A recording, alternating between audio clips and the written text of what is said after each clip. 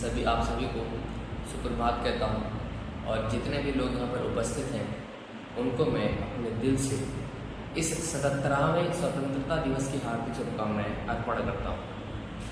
जैसा कि हम सभी लोग जानते हैं और काफ़ी लोगों ने इस विषय पर चर्चा जरूर किया है कि स्वतंत्रता दिवस क्या चीज़ है। जैसा कि नाम से ही हम लोग जान पा रहे हैं कि व्हाट इज़ स्वतंत्रता दिवस, व्हाट इज़ इंडिपेंडेंस डे। हम लोग क्यों सेलिब्रेट करते हैं इंडिपेंडेंस डे, सब लोगों ने इस विषय पर चर्चा किया है। लेकिन हम अपने आप को और अपने विचारों को किस तरह से स्वतंत्र बनाएं, मैं उस विषय पर आप लोगों से कुछ बातों को डिस्कस करना चाहता हूँ। सबसे पहले डिस्कस करने से पहले मैं यहाँ पर उपस्थित जितने भी गुरुजन और बड़े लोग हैं जो हमारे इस वीडियो को देख रहे हैं, जो हमारे टीचर्स हैं, जो हमारे अध्यापक हैं, मैं उन सभी को तहे दिल से शुक्रिया अदा करना चाहता हूँ कि उन्होंने मुझे ये अवसर प्राप्त कराया कि आप इस वीडियो को बनाएं। तो मैं अपने दिल से उन सभी लोगों को शुक्रिया करता हूँ कि ये अवसर प्राप्त मुझे करवाया गया और मैं अपने भाव और विचारों को आप लोगों के सामने प्रस्तुत कर रहा हूँ।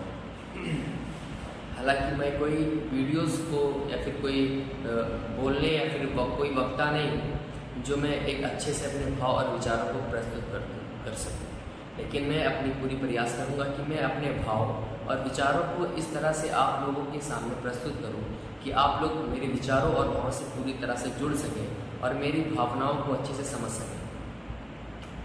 तो मैं स्टार्ट करता हूँ। जैसा कि मैंने आपको स्टार्टिंग में ही ये बात बता दी है कि सब लोग आपको स्वतंत्रता दिवस के बारे में सब चीज़ें बता चुके हैं, सब चीज़ जानते भी हैं आप लोग कि क्या चीज़ें हुई थी और कैसे कैसे लोगों ने संघर्ष किया था और किस तरह से संघर्ष करने के बाद हमारा देश आज़ाद हुआ था। जैसे मैं आपको थोड़ी सी बात बता दे रहा हूँ कि जो हमारा फर्स्ट वॉर ऑफ इंडिपेंडेंस था, प्रथम स्वतंत्रता संग्राम कब स्टार्ट हुआ था, वो 1857 ईस्वी में हुआ था, जो कि मेरठ बैरकपुर से एक मंगल पांडे कारतूस से रिलेटेड जो एक हुई थी उससे हुई थी। फिर उसके 100 साल बाद सन 1947 में हमारा देश आज़ाद हुआ। लगभग 100 साल बाद हमारे इतने दिनों का संघर्ष रहा, इसमें कई सारे राजाएं, कई ढेर सारे ब्रिटिशर्स का हिंदुस्तानियों से मेल हुआ, लड़ाई हुई, मार हुई, मतलब अनेकों प्रकार की घटनाएं घटित हुई, जिससे आप सभी लोग लगभग कहीं न कहीं घटनाओं से, लगभग फेमस घटनाओं से आप लोग ज़रूर वाकिफ़ हैं और आप लोग जानते हैं कि किस तरह से संघर्ष हमारे देश में हुई थी, तब जाकर आज़ादी प्राप्त हुई थी। तो और अब मैं आप लोगों को बता रहा हूँ कि उस समय हमको जो है अपना इतिहास और अपना साहित्य ज़रूर पढ़ना चाहिए। ये नहीं बात है कि आप जो है इसी दिन 15 अगस्त के दिन या फिर 26 जनवरी के दिन ही अपने इतिहास को याद किया जाए। हमें अपने दिमाग में हमेशा इतिहास को किस तरह से संघर्ष झेले गए, तब जाकर हम इस काबिल हुए हैं कि आज आप आमने सामने बैठ करके अपने भाव और विचारों को बड़ी आसानी से प्रस्तुत कर दे रहे हैं। लेकिन उस समय ऐसा नहीं था। उस समय अगर इस प्रकार की संगठन या व्यवस्था या फिर ऑर्गेनाइजेशन की जाती थी, जब लोग एक किसी भी हॉल या फिर किसी भी ग्राउंड में या फिर किसी भी फील्ड में इतने लोग इकट्ठा होते थे, तो ऐसा नहीं होता था। जैसे आप लोग देख सकते हैं जब सैफुद्दीन किचलू और डॉक्टर सत्यपाल सिंह के जब उन अंग्रेजों ब्रिटिशर्स ने थोड़ा सा कुछ उनको गिरफ्तार किया था, तो वहाँ के जो हरियाणा और पंजाब की जो जनता थी उन्होंने प्रदर्शन करने के लिए किया था कि एक जलियांवाला बाग कांड हुआ था। आप लोग याद 13 अप्रैल सन 1919 में जलियांवाला बाग हत्याकांड हुआ था, जो कि बहुत ही क्रूरता से जो सैंडर्स था, जनरल था, वो मार्शल लॉ इम्पोज कर दिया था। कई लोग जानते होंगे कि मार्शल लॉ आपको कक्षा 9 या फिर 8 में पढ़ाया जाता है कि मार्शल लॉ क्या है। मार्शल लॉ ये लॉ है कि वहाँ पे कई लोग इकट्ठा नहीं हो सकते, लोग गैदर्ड नहीं हो सकते 3 लोग। अगर ऐसे केस में अगर ये देखा जा रहा है कि 2 लोग 3 लोग आपस में गैदर्ड होकर इकट्ठा होकर कई सारे बातें डिस्कस कर रहे हैं, तो उनको तुरंत उनको गोली मार दिया जाता था। ये था मार्शल लॉ, जो कि सैंडर्स द्वारा किया गया, ये था। तो आज हम इस काबिल हो गए हैं और ऐसा व्यवस्था हो गई है कि हम लोग अपने भाव और विचारों को बड़ी आसानी से आपस में प्रस्तुत कर दे रहे हैं, है ना। कि तो बड़ी बात तो है ही, उस समय 3 लोग आपस में खड़े होकर कुछ भी विषय पर चर्चा नहीं कर पाते थे। लेकिन आज ऐसा दौर है कि हम अपने भाव और विचारों को आसानी से किसी से भी प्रस्तुत कर सकते हैं और अपनी राय दे सकते हैं।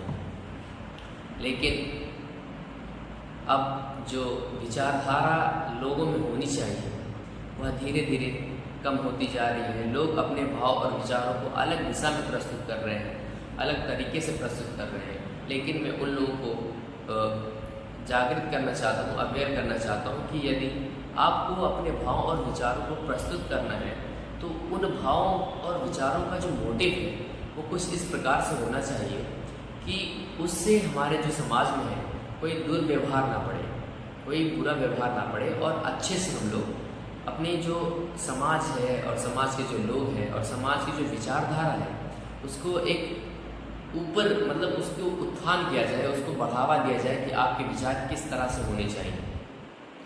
तो मेरा जो मकसद है वो कुछ इन्हीं बातों से रिलेटेड है। पहले मैं बैकग्राउंड तैयार किया हूँ ताकि आप लोगों को अपने तरफ रख सकूँ, और वो अब समय आ चुका है कि आप लोग मेरी बातों को ध्यान से सुनें।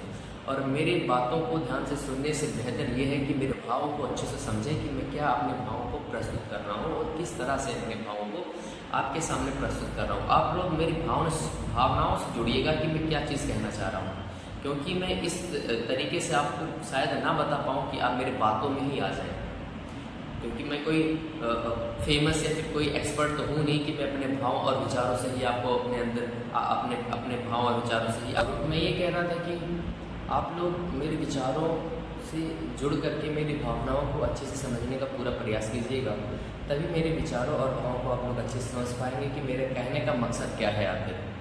तो मैं ये बताना चाह रहा था कि जब आपको जो है इतिहास को सोचना चाहिए और समझना चाहिए कि हमारा इतिहास था कैसा, पहले कैसा था और अब कैसा है। ये हम और हमारे जो युवा लोग हैं, जब ये लोग इन भावों को और इन दशाओं को अच्छे से समझ पाएंगे तभी जाकर इसमें कुछ सुधार आएगा।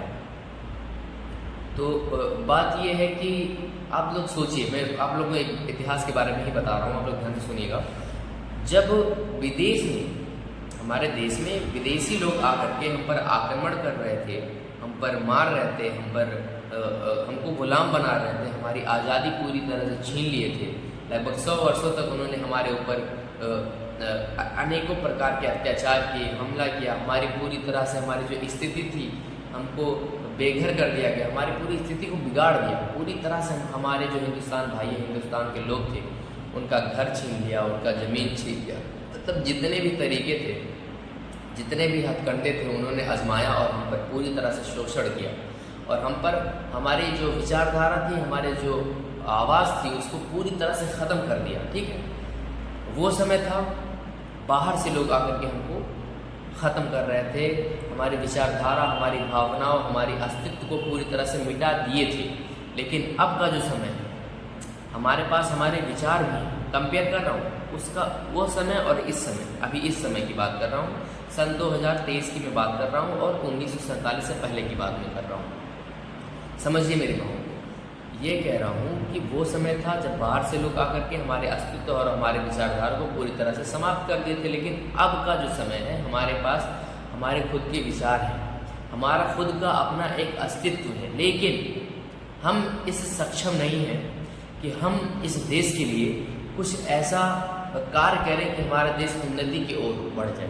क्यों? इसके पीछे कई सारे कारण हैं। सबसे बड़ा कारण जो मुझे दिखाई दे रहा है वो इलिटरेसी, जो पढ़ाई नहीं कर पा रहे, अनपढ़ लोग, और जो है लोगों को सोचने और समझने में की विचारधारा में कमी आना।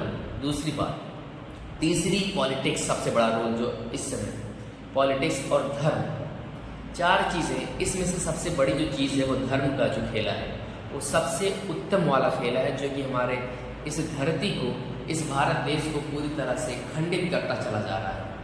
सोचिए, अगर उस समय महात्मा गांधी इन विचारधाराओं को सोचे होते कि भारत धर्म से ही चलेगा, अनेक अलग अलग धर्म, अलग अलग जाति, अलग अलग चीज़ों से अगर प्रोटेस्ट किए होते तो क्या यह देश आज ऐसा बन पाता? लेकिन आज के समय हमारे पास अपनी खुद की विचारधारा है, अपना खुद का अस्तित्व होते हुए भी हम इस देश की बात ना करके इस बात को कहते हैं कि हम सनातनी हैं, हम हिंदू हैं, हम सिख हैं, हम ईसाई हैं, हम मुस्लिम हैं। इन बातों को बोलना क्या सही है?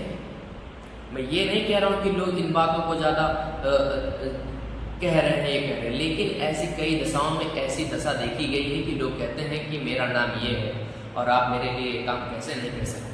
माने वो खुद दिखाते हैं कि मैं इस जात का हूँ, इस धर्म का हूँ, आप भी मेरे धर्म का है, आप मेरा भला क्यों नहीं कर रहे हैं। भला ऐसा नहीं करना चाहिए। आपको सबसे पहले बताना चाहिए कि मैं एक इंसान हूँ। ये कोई मायने नहीं रखता कि आप किस धर्म, किस जाति, किस मजहब से आप बिलोंग करते हैं, ये कोई मायने नहीं रखता। आपको सिर्फ और सिर्फ इस नेशन का उत्थान करना चाहिए और इस नेशन की वृद्धि करना चाहिए और आपसी भेदभाव को पूरी तरह से खत्म करके एक अच्छा लीडर हमको एक अच्छा लीडर चुनना चाहिए जो कि हमारे इस देश का उत्थान करे। और बड़ी अच्छी लाइन है कि सब ने सारे जहाँ से अच्छा हिंदुस्तान हमारा, हम बुलबुले हैं इसलिए गुलसिता हमारा। ये इकबाल जी की लाइन है कि सारे जहाँ से अच्छा हिंदुस्तान हमारा, हम बुलबुले हैं इसलिए गुलसिता हमारा। इन्हीं विचारधारों पर हमको चलनी चाहिए और सबसे बड़ी ज़रूरी चीज़ तो ये है कि हमको इन चीज़ों को पढ़ना चाहिए और पढ़ाना चाहिए और लोगों को बताना चाहिए कि किस तरह से सिचुएशन तब थे और किस तरह से सिचुएशन अब है। तो आज़ादी का विषय है, आज ही के दिन हमारा देश आज़ाद हुआ था, हम सब जानते हैं। लेकिन अभी इस समय की जो हमारे जो लड़ने की जो बात है, जिन गलतियों से, जिन क्रूरताओं से हमको जो लड़ना है, जिन कठिनाइयों से हमसे लड़ना है, उनको भी लड़के अच्छे से उनको जीतना चाहिए। इस समय की सबसे बड़ी जो वो 4 चीज़ें जो बताई हैं हमने, उनको हमको अच्छे से लड़ना है, उन पर काम करना है और आपसी भेदभाव और एक अच्छा भावना रखना चाहिए। भावना रखते रखते कई लोगों को किसी दशा में रख दिया जाता है कि वो लोग उस दशा में टिक नहीं पाते, लेकिन उनका जो मेन उद्देश्य है वो देश का विकास करना है, लेकिन वो किसी अन्य कार्य में फंस चुके हैं और उस काम से निकल नहीं पाते। लेकिन मेरा ये मानना है कि जो व्यक्ति की विचारधारा क्लियर है कि वो क्या चीज़ करना चाह रहा है, वह चीज़ जरूर करेगा, क्योंकि उसको उस कार्य से लगाव है, वह कार्य करना चाहता है। तो जब वह कार्य करना चाहता है तो उसको कोई रोक नहीं सकता। एक बड़ी अच्छी लाइन मुझे याद आ रही है कि मैं दरिया हूँ अपना हुनर जानता हूँ, मैं दरिया हूँ अपना हुनर जानता हूँ, जहाँ से भी गुजरूंगा अपना रास्ता बना लूँगा। ये बातें थी क्योंकि वह अपना हुनर जानता है कि वह क्या चीज़ कर सकता है, उसे कोई रोक नहीं सकता, उसकी कोई बाधाएं रोक नहीं सकती। वो जहाँ से भी जाएगा अपना एक नया रास्ता बनाकर चला जाएगा। और एक और बात मैं आप लोगों से बताता हूँ कि भाईचारे की भावना बहुत ही कम होती चली जा रही है। लोग अपने ही घर में अलग प्रकृति से रह रहे हैं, अलग रह रहे हैं, बातों से लगता ही नहीं कि वो लोग एक हैं। तो इन विचारधारा को हमको जागृत करना है और अपने अंदर लाना है, ठीक है, अपने अंदर एक अच्छी विचारधारा लानी है और अच्छे से रहना है, अच्छी चीज़ें करना है, हर चीज़ में अपने आप को सक्षम बनाना है, कुछ ना कुछ हमेशा करते रहना है और चलना। जैसे कि एक है बड़ी अच्छी लाइन शिव मंगल सिंह सुमन जी की है कि चलना हमारा काम है, कविता है, ये कक्षा 9 या 10 में है ये पाठ में, चलना हमारा काम है। बड़ी अच्छी लाइन है क्योंकि हमें कभी थक करके रुक नहीं जाना है, हमें इस धरती माँ के लिए, इस देश के लिए हमेशा कुछ ना कुछ कार्य, क्योंकि हम जब अपना कार्य करेंगे और अपने कार्य में जब सक्षम हो जाएंगे, सफल हो जाएंगे, तो उस कार्य में सफल होकर के इस देश का भी उत्थान होगा। आप सफल होंगे, ये देश सफल होगा। ये बात आपको ध्यान में रखना चाहिए कि यदि आप सफल हुए तो यह देश अब खुद ब खुद सफल हो जाएगा। तो सबसे पहले लोग खुद सफल बने और चलते रहें, सतत परिश्रम करते रहें। कि एक लाइन है, कुछ साथ में चलते रहे, कुछ बीच में ही फिर गए, पर गति न जीवन की अविराम है, चलना हमारा काम है, चलना हमारा काम है। और एक और लाइन है कि जीवन अपूर्ण लिए हुए पाता कभी खोता कभी, आशा निराशा से घिरा हंसता कभी रोता कभी। कितनी अच्छी लाइन है कि जीवन अपूर्ण लिए हुए पाता कभी खोता कभी, आशा निराशा से घिरा हंसता कभी रोता कभी। जीवन में हंसना रोना दो पहलू है, हमेशा आता रहेगा। निराशा रहेगी, कभी खुशी रहेगी, कभी निराशा रहेगी। ऐसी चीज़ों में आपको कभी अपना होप को, अपनी आशाओं को खोना नहीं है। सतत परिश्रम करते रहना है और आगे बढ़ते रहना है, क्योंकि चलना हमारा काम है। तो मैं इन्हीं बातों के साथ आप लोगों को ये बताना चाह रहा था कि आपको खुद अवेयर होकर के, खुद जागरूक होकर के अपने काम, खुद को इस काबिल बनाना है कि आप सफल हो सकें। क्योंकि मेरा ये मानना है कि यदि आप सफल हुए तो बेशक ये देश भी सफल होगा। इन्हीं बातों के साथ मैं आप लोगों से उम्मीद करता हूँ कि आप लोग मेरी बातों को और मेरी भावनाओं को अच्छे से समझ पाए होंगे। और मैं देख रहा हूँ काफ़ी लोगों ने मेरी विचारधारा और मेरी भावनाओं को अच्छे से सुना, और मैं उन लोगों से कहता हूँ